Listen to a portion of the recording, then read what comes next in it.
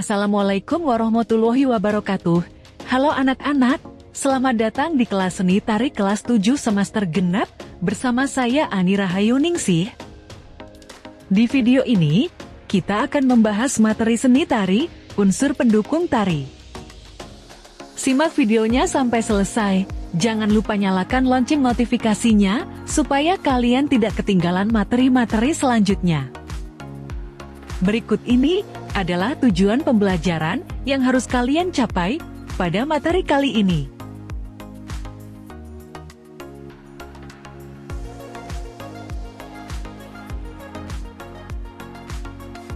Seperti yang kita ketahui, bahwa unsur utama dalam tari adalah gerak. Gerak yang dilakukan oleh para penari akan lebih mudah tersampaikan kepada penonton apabila diimbangi dengan unsur-unsur lain yang mendukung. Unsur pendukung dalam tari meliputi iringan, tata rias, tata busana, properti, dan tata panggung.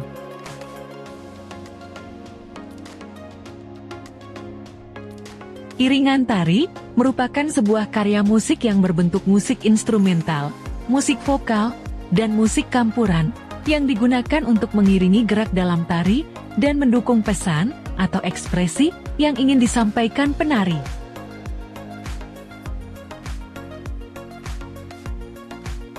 Berikut ini adalah fungsi iringan tari, yaitu sebagai pengiring tari, sebagai pemberi suasana, sebagai ilustrasi, atau pengantar tari. Iringan internal adalah iringan yang bersumber dari dalam diri penari yang timbul karena gerakan penari itu sendiri. Iringan internal dapat bersumber dari tepukan tangan, hentakan kaki, tangan yang menepuk paha, atau anggota badan yang lain, serta teriakan atau suara penari itu sendiri. Contoh tari yang menggunakan iringan internal yaitu tari saman menggunakan suara penari dan tepukan tangan penari, tari kecak menggunakan suara penari.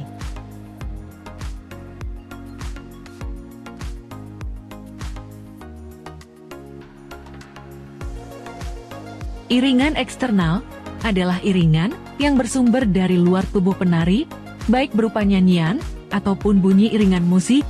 Penari bergerak mengikuti irama dari musik yang mengiringinya. Iringan eksternal bisa diperoleh dari bunyi alat musik tradisional daerah asal tarian tersebut, seperti suara gamelan untuk tari daerah Jawa dan Bali, angklung untuk Jawa Barat, dan talempong untuk Minangkabau. Tata rias merupakan cara mengenakan riasan dengan bantuan alat rias yang digunakan pada wajah untuk membentuk karakter maupun tokoh yang dibawakan dalam tarian. Riasan bertujuan memperjelas tokoh atau karakter yang dibawakan dalam suatu tarian. Para penari menggunakan pemilihan warna rias wajah sesuai dengan busana yang dikenakannya. Tata rias dalam seni pertunjukan dapat dibedakan menjadi 8 jenis rias, yaitu sebagai berikut. Rias aksen memberikan tekanan pada pemain yang sudah mendekati peranan yang akan dimainkannya. Misalnya, pemain bersuku Jawa yang memerankan orang Jawa hanya membutuhkan aksen untuk memperjelas garis-garis pada wajahnya.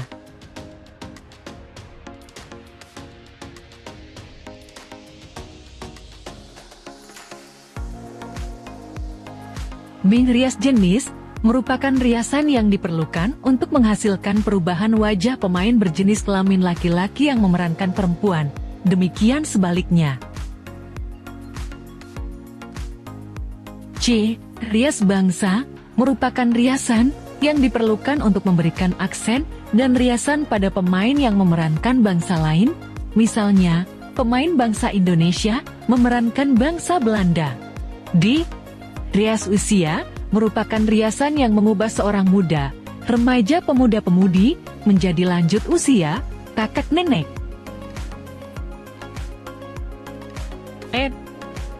Rias tokoh diperlukan untuk memberikan penjelasan pada tokoh yang diperankan.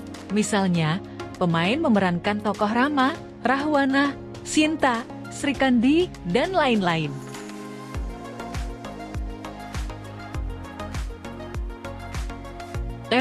Rias watak merupakan rias yang difungsikan sebagai penjelas watak yang diperankan pemain. Misalnya, Pemain memerankan watak putri luruh lembut, putri beranyak lincah, putra alus, dan putra gagah. J. Rias temporal, yakni riasan berdasarkan waktu ketika pemain melakukan peranannya, misalnya, pemain sedang memainkan peran saat bangun tidur atau saat pesta. Kedua latar waktu tersebut membutuhkan riasan yang berbeda. Rias lokal merupakan rias yang dibutuhkan untuk memperjelas keberadaan latar tempat. Misalnya, rias seorang narapidana di penjara akan berbeda dengan rias sesudah keluar dari penjara.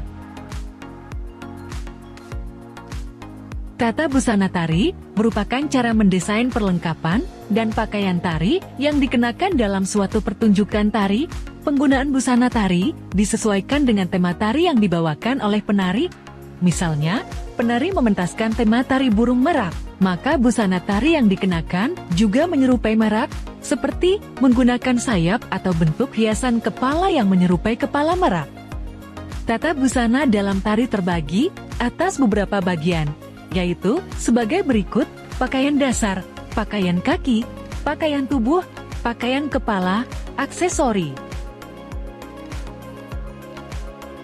Properti merupakan segala peralatan yang digunakan untuk menari. Penggunaan properti tari disesuaikan dengan tema tari, jenis, dan fungsinya. Properti tari berfungsi memberikan keindahan bentuk pada pertunjukan tari agar terlihat lebih menarik. Seorang penari yang menggunakan properti harus memiliki kemampuan menguasai teknik penggunaan properti agar tari menjadi lebih sempurna. Beberapa contoh properti tari: keris, panah, kipas, payung, topi, tongkat, dan lain-lain. Panggung atau tempat pentas merupakan tempat untuk mementaskan atau mempertontonkan suatu tari. Pada dasarnya, semua tempat dapat dijadikan sebagai tempat untuk pementasan.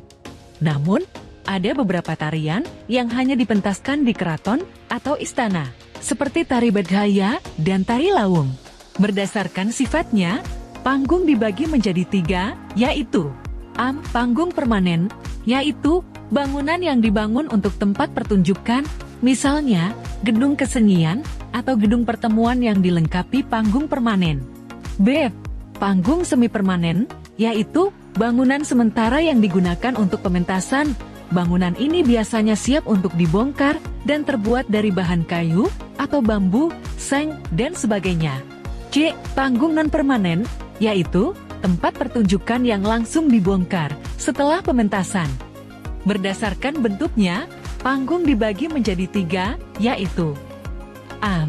Panggung tertutup, yaitu panggung yang ada dalam ruangan atau gedung, contohnya panggung proskenium dan panggung arena.